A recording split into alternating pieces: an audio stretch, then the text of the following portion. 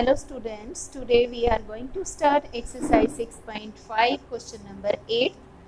Find the least number that must be added 6412 so as to get a perfect square. Also find the square root of the perfect square. अब आपने क्या करना है इस question में वो least number find out करना है जिस नंबर को वो लीस्ट नंबर को अगर यदि 6412 में हम ऐड करें तो जो नंबर आए वो परफेक्ट स्क्वायर बन जाए और उस परफेक्ट स्क्वायर नंबर का हमने स्क्वायर रूट भी निकालना है। तो देखिए इस क्वेश्चन में हम कैसे करेंगे। सबसे पहले हम इस नंबर के लिए इसका स्क्वायर रूट फाइंड आउट करने की कोशिश करेंगे। तो हमारे पास नंबर है 6412। हमने इसके पेयर बना लिए, 8 लिया हमने तो 8 8 जा 8 का स्क्वायर यहाँ लिख दिया, सब्ट्रैक्ट कर दिया, हमारे पास क्या आ गया 0 आ गया। नेक्स्ट पेयर हमने क्या ले लिया 12। अब हमने 8 का डबल किया 16। अब 16 के साथ यहाँ नीचे 12 है और हमारे पास कोई और रिमाइंडर यहाँ पे नहीं है तो हम क्या करेंगे, यहाँ पे हमने क्या ले लिया 80 ले लिया और यहाँ पे क्या आ गया 160। इसको हम यहाँ तक भी छोड़ सकते हैं क्योंकि ये वाला जो पेयर है हमारे पास क्या है 16 के साथ जो भी नंबर लेंगे उससे क्या आएगा हमेशा ही छोटा आएगा। ये जो 12 है 12 हमेशा ही छोटा है और जो मल्टीप्लाई करके आंसर आएगा वो हमेशा ही इससे क्या होगा बड़ा होगा। तो देखिए अब क्या करेंगे, यहाँ 80 है, इट मीन्स 80 का जो स्क्वायर है वो छोटा है 6412 से। ठीक है, तो हम 80 से नेक्स्ट नंबर हमारे पास क्या आता है 81। तो हमने 81 का स्क्वायर निकालेंगे, वो हमारे पास 6500। हम मल्टीप्लाई करके भी देख सकते हैं, यहाँ पे भी हमें डाउट हो तो 8 1 जा 8 एंड 64 6561 जो कि 6412 से क्या है बड़ा है। इसका मतलब हमारे पास वो लीस्ट नंबर हम कैसे निकालेंगे, इन दोनों नंबर्स के डिफरेंस से। तो रिक्वायर्ड लीस्ट नंबर हमारे पास क्या बन गया, लीस्ट नंबर जिसको हमने ऐड करना है 6561 माइनस 6412। इनका जो डिफरेंस आएगा वही हमारे पास रिक्वायर्ड नंबर बन जाएगा। तो देखिए 149 हमारे पास सब्ट्रैक्ट करके 149 है। इसको अगर यदि हम 6412 में ऐड कर देते हैं तो हमारे पास देखिए कौन सा नंबर बनता है, वो 6561। इसको ऐड करने पर हमारे पास नंबर ये बना है और इस नंबर का जब हम स्क्वायर रूट निकालेंगे वो हमारे पास क्या आ जाएगा 81। सो 81 इज आवर आंसर। और इसकी अगर यदि आपको ऐसे नहीं पता चलता तो इसको निकाल के भी आप देख सकते हैं। 8 8 जा 64, सब्ट्रैक्ट कर दिया 161, नेक्स्ट पेयर ले लिया 61 आया ना, सब्ट्रैक्ट करने पर तो 1 आया और 61 को हमने ऊपर से नीचे ले आए और 8 का डबल 16, 16 के साथ 1 ले लिया हमने और ऊपर भी 1 और 1 से ही 161 को मल्टीप्लाई कर दिया तो हमारे पास लास्ट में रिमाइंडर क्या बच गया 0। तो स्क्वायर रूट कितना आया हमारे पास 81। Next question number 9। A hall has a capacity of 2704 seats. एक हॉल के अंदर बैठने के लिए कितनी सीट्स अवेलेबल हैं या कितनी सीट्स हैं जहाँ पे लोग बैठ सकते हैं 2704। If the number of rows, अगर यदि जो रोज हैं is equal to the number of seats, जितनी रोज हैं उतनी ही सीट्स हैं, तो then find the number of rows. अब आपने क्या निकालना है, नंबर ऑफ रोज को फाइंड आउट करना है। तो इस क्वेश्चन में हम क्या ले लेंगे, नंबर ऑफ रोज को अगर यदि हम x मानते हैं तो नंबर ऑफ सीट्स भी हमारे पास कितनी बन गई, number of seats in each row. तो हर एक रो में जो सीट्स हैं वो भी कितनी बन जाएंगी x ही बन जाएगी। तो हमने टोटल सीट्स बतानी है कि हॉल की टोटल कैपेसिटी कितनी है। तो देखिए बेटा कैसे करेंगे हम, let number of seats in one row or you can say that number of rows भी ले सकते हैं. आपने x ले लिया. Then number of seats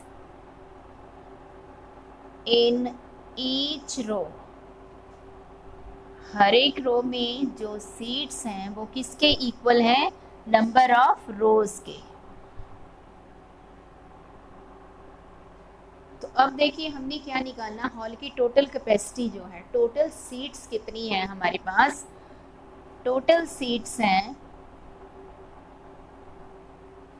2704 और जब आप इनको भी मल्टीप्लाई करोगे इसके भी थ्रू आपकी टोटल सीट्स कितनी आ जाएंगी? x into X. ये x है तो ईच रो में जो सीट्स हैं वो भी क्या हो जाएंगी? x ही हो जाएंगी. तो x इंटू एक्स, ये टोटल सीट्स बन गई 2704. x square is equal to 2704 और x क्या आ गया हमारे पास? स्क्वायर रूट आ जाएगा 2704 का. तो अब हम इसका स्क्वायर रूट निकाल लेते हैं. डिवीजन मेथड से हमने पेयर बना लिए. अब देखिए हमने 5 लिया और 5 का ही स्क्वायर किया 25 और ऊपर भी 5 है तो सब्ट्रैक्ट किया 2. नेक्स्ट पेयर 0 4, 5 का डबल 10. अब 10 के साथ आपने वही नंबर लेना है जिसको उसी से मल्टीप्लाई करें और ऊपर भी वही नंबर लिखे और मल्टीप्लाई करके आपने यहाँ लिखना. अगर यदि आपने यहाँ 2 लिया है तो 2 से ही मल्टीप्लाई करेंगे. ऊपर भी 2 और नीचे भी 2 और 2 से ही मल्टीप्लाई किया तो 204. रिमाइंडर क्या आ गया आपके पास? 0. तो इसका मतलब इसका स्क्वायर रूट कितना आया? 52. अब देखिए क्वेश्चन में क्या है? नंबर ऑफ रोज. इसका मतलब आपके पास नंबर ऑफ रोज कितनी आ गई? देयरफॉर नंबर ऑफ रोज आपके पास आ गई 52. Next question number 10.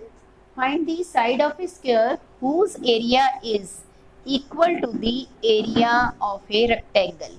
किसका एरिया? स्क्वायर का जो एरिया है वो रेक्टेंगल के एरिया के इक्वल है और रेक्टेंगल की लेंथ हमारे पास 6.4 metre and breadth 2.5 metre given है. तो देखिए इसमें कैसे करेंगे. हमारे पास फॉर एग्जांपल हमने एक स्क्वायर की शेप ड्रॉ कर ली और एक रेक्टेंगल की शेप ड्रॉ कर लेते हैं. अब स्क्वायर क्या? ये हमारे पास स्क्वायर है and this shape is rectangle. हमारे पास रेक्टेंगल की लेंथ गिवन है 6.4 मीटर और breadth is 2.5 metre. This part is breadth. तो रेक्टेंगल का एरिया हम लोग इजीली फाइंड आउट कर सकते हैं. वो एरिया किसके एरिया के इक्वल है? स्क्वायर के एरिया के इक्वल है. तो हमारे पास ये स्क्वायर की साइड है. स्क्वायर की सभी साइड्स इक्वल होती हैं.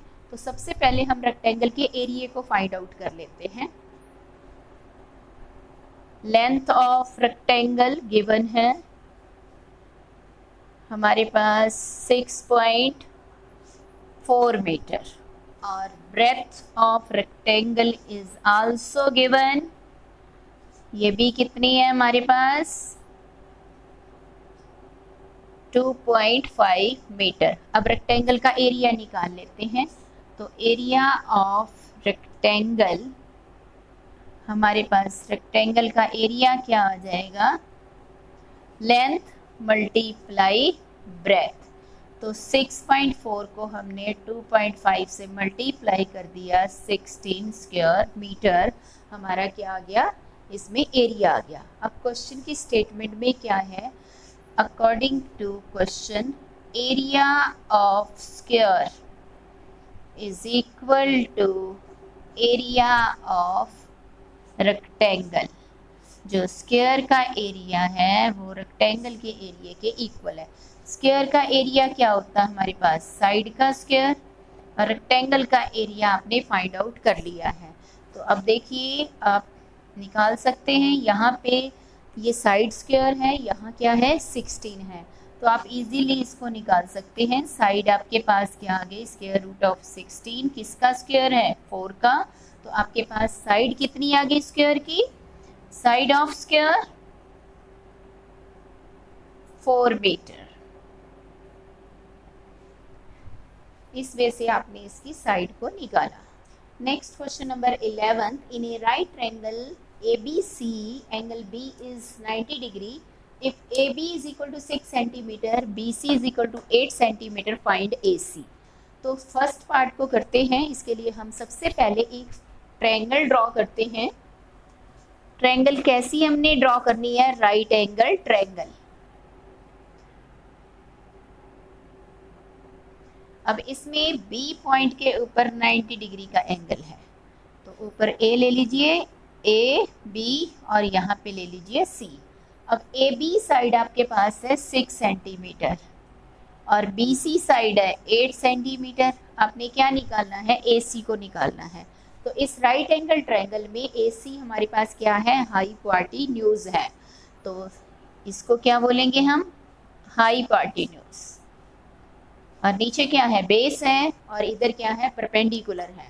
तो in right angled triangle ABC, इसमें आपके पास बेस आ गया 8 सेंटीमीटर और परपेंडिकुलर इज 6 सेंटीमीटर। आपने H फाइंड आउट करना है। तो H square is equal to P square plus B square by Pythagoras theorem. Pythagoras theorem की हेल्प से हम बोलेंगे, इसको सॉल्व करेंगे। तो H आपने निकालना है, H square is equal to 6 square plus 8 square, 6 का square 36, 8 square 64। So H square is equal to 100 और H आ गया square root of 100 means 10। It means AC is equal to 10 centimetre. Next आइए B पार्ट में फिर से हम एक ट्रायंगल की शेप ड्रॉ कर लेते हैं। इस ट्रायंगल का हमने नाम दे दिया ABC। अब AB साइड आपके पास नहीं है, उसको आपने फाइंड आउट करना है। और AC इज 13 सेंटीमीटर और BC इज 5 सेंटीमीटर। तो आप AB की जो हमारे पास AB साइड है इसको फाइंड आउट करेंगे। AB मीन्स यहाँ पे परपेंडिकुलर है, इसको फाइंड आउट करना है। तो सेम वही जो पीछे किया है उसी हम पाइथागोरस प्रॉपर्टी या थ्योरम की जो हमारा फार्मूला है उसी को राइट करके इसमें से वैल्यू निकालेंगे AB की। In right angle triangle ABC, तो आपके पास H square is equal to P square plus B square by Pythagoras theorem. अब H की वैल्यू 13 है, यहाँ पुट कर दीजिए। ये आपको नहीं पता, इसको एज इट इज राइट कर दीजिए परपेंडिकुलर को। और बेस है आपके पास 5 स्क्वायर, 13 का square 169, P square we write as it is and 5 square is 25। Now we find P square. 169 25 को दूसरी साइड पे ले जाएंगे, माइनस में हो जाएगा 25, तो 144। तो P की वैल्यू क्या आ गई, स्क्वायर रूट ऑफ 144 मीन्स 12। 12 का स्क्वायर हमारे पास क्या होता है, 144। इट मीन्स AB आपके पास कितनी आ गई, 12 सेंटीमीटर।